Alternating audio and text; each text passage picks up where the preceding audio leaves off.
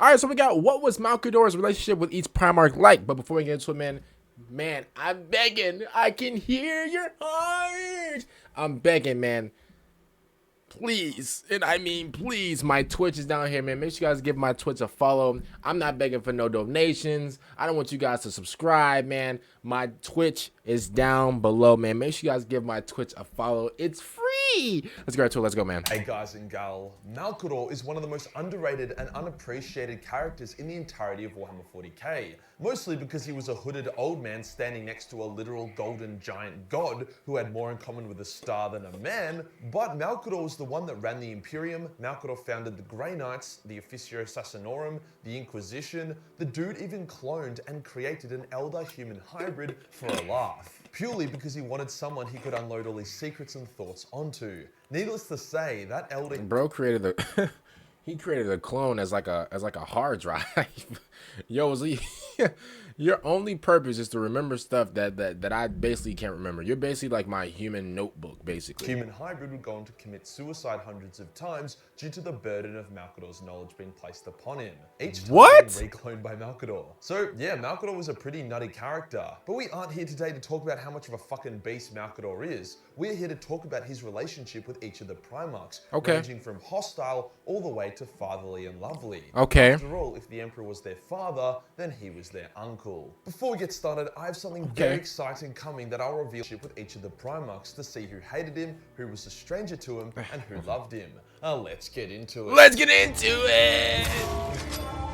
Let's go, y'all. Let's go. Malcador was the Emperor's second in command, which netted him respect from some Primarchs but jealousy from others. Sometimes a Primarch would vent the frustration they felt towards the Emperor at Malcador, as he was a frail old man, whereas the Emperor wouldn't take shit from anybody. Every Primarch, either consciously or unconsciously, would lord their physical superiority over Malcador. This could take the form of a particularly strong handshake from Guilliman, or Vulcan picking him up for a hug. At its worst, this manifested as a Primarch physically assaulting Malcador. It's an important point to make, as despite how diverse Malcador's relationship with each Primarch was, they all felt that pang of jealousy that he was above them and sat by the Emperor's side, trusted in all things where they were not. Hence that jealousy was why even the best of them would try flex on him. Kicking us off with the Lion. The Lion was a distant, secretive figure that never really got close to anyone. He was the only Primarch to truly unnerve Malcador and be somewhat awe-inspiring, but more so as an apex predator rather than an admired or beloved son.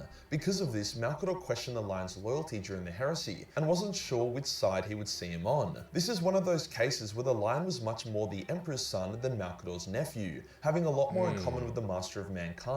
Overall, we just really didn't see enough of them together to know for sure. But I imagine I mean, I'm gonna be honest with you, bro. This Malcador guy, like, bro, like, even I don't know too much about the guy. I'm just not learning about him. But even the fact that this dude is creating clones because the clones are actually unaliving, you know, themselves, because this bro got so much SSD storage. He got so many. Bro got 73 terabytes of just data, of just knowledge that they literally can't handle it, to the point to where they're just taking themselves out. I'm gonna be honest with you, bro.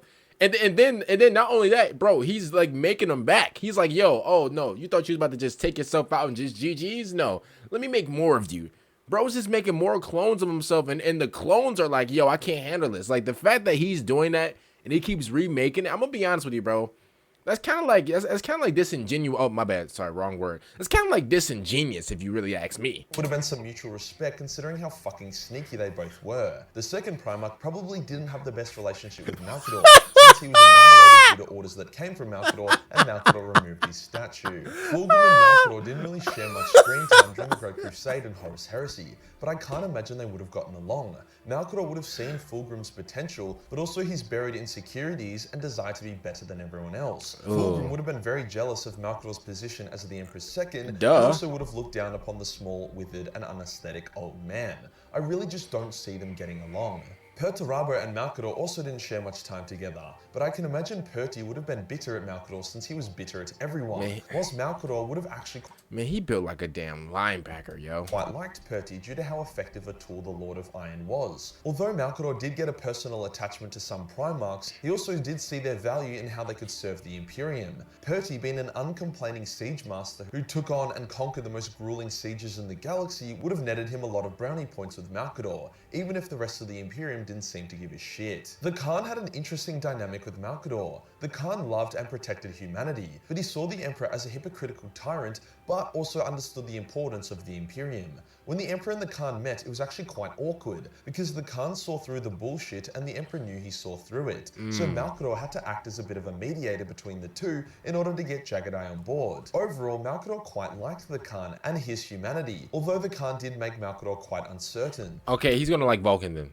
He's gonna like Vulcan. I mean, but who doesn't though? Like Vulcan, he's so dreamy. A state of being that Malcador didn't enjoy. In return, the Khan also didn't really trust Malcador and was quite shocked and put off by him when Malcador force-choked Horus for being an uppity little bitch. It does appear that Malcador is responsible for reviving the Khan after his legendary duel with Mortarion, so I assume their relationship is pretty solid by the time Malcador bites the dust. Quite literally. Surprisingly, Malcador and Leman Russ's relationship was amazing, easily the best out of all the Primarchs. Leman saw Malcador as his true father, not the Emperor, and they shared an incredibly close bond. This does seem a bit off. After all, Malcador is a psyker who excels in deception, manipulation, and subterfuge, whilst Leman is a big axe that chops and hacks and makes a mess. But both men are very perceptive and understand that beneath Malcador's schemes, he is a man trying to do everything he can to preserve and protect mankind, and underneath Leman's axe is a man doing the exact same thing. Leman remarks that he knows he is a pawn in Malcador's game, but doesn't mind as he wants Malcador to win.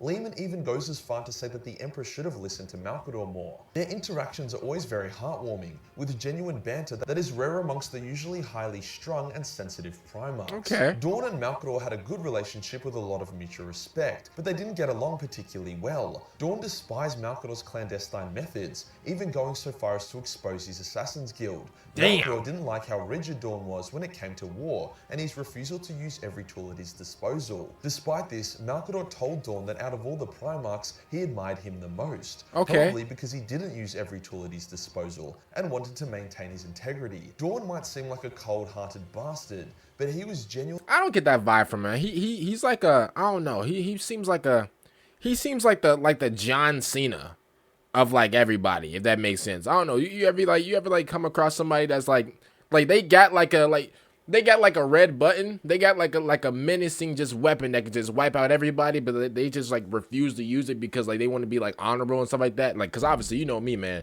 Hey, when my back is against the wall, I'm gonna keep it completely honest with you, bro. Man, I got a couple red buttons, bro. I also got Superman and Batman's number in here as well. So listen, I'm gonna just keep it completely honest with you. Hey, if my back against the wall and there's like a couple guys trying to take me out or whatever, bro, I will be honest with you, bro. That red button, that bad button will be pressed.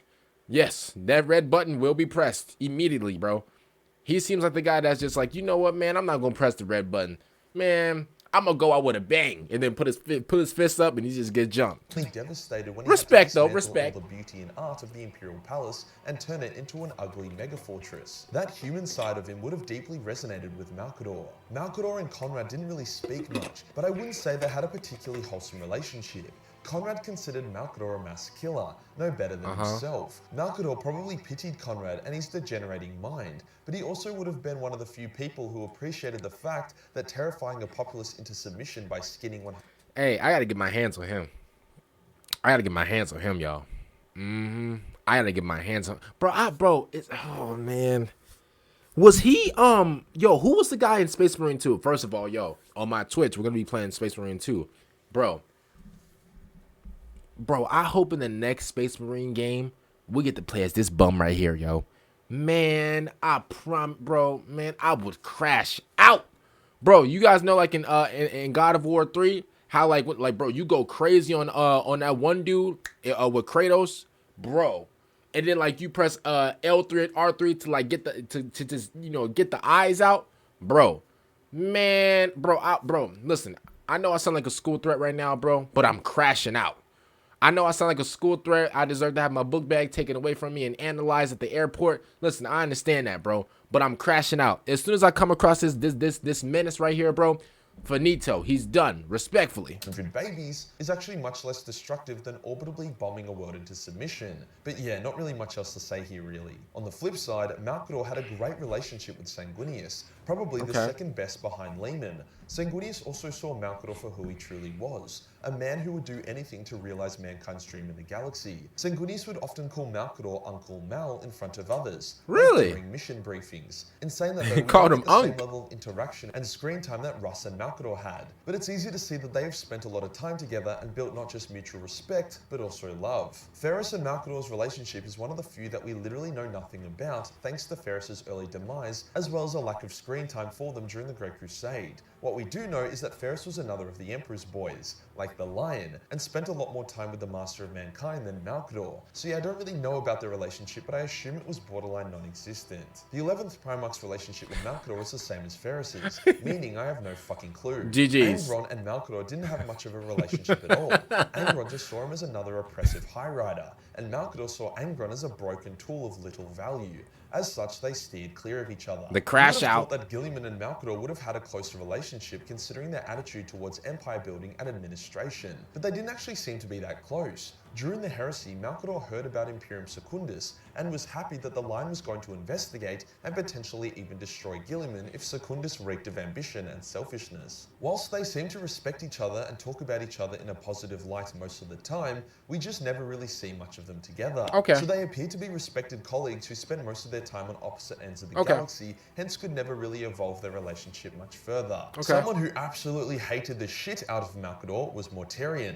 Mortarion felt a lot of resentment towards the Emperor due to the Emperor being a psyker and killing Morty's evil adoptive father before Morty could. Hence Morty took that resentment out on Malcador, even going so far as to grab Malcador by the throat, lift him up off the ground and begin choking him. Manhandled. I could never. I promise you. Yo, respectfully, listen, I don't want to put down Malcador for what he is, yo, but respectfully, I could never, bro. Grabbing another man, bro, by his collar, bro, and putting him up against the wall like these, and then start choking him, and just start, you know, just OJing him. I'm gonna be honest with you, bro. Man, yo, you gotta really hate a person to do that, bro. Like, there gotta be a lot of, like, you know, pent up emotion for you to just grab somebody, lift them up by their shirt, press them up against the wall, bro, and then just go crazy. I guess the glove really did fit. It didn't help that Malcador was a powerful psyker, something Morty hated. But despite the choking, Malcador refused to use his power and escalate the situation, knowing to do so would alienate Mortarion even further. Out of all the Primarchs, Mortarion probably hated Malcador the most, even before the heresy. Magnus and Malcador had an interesting relationship.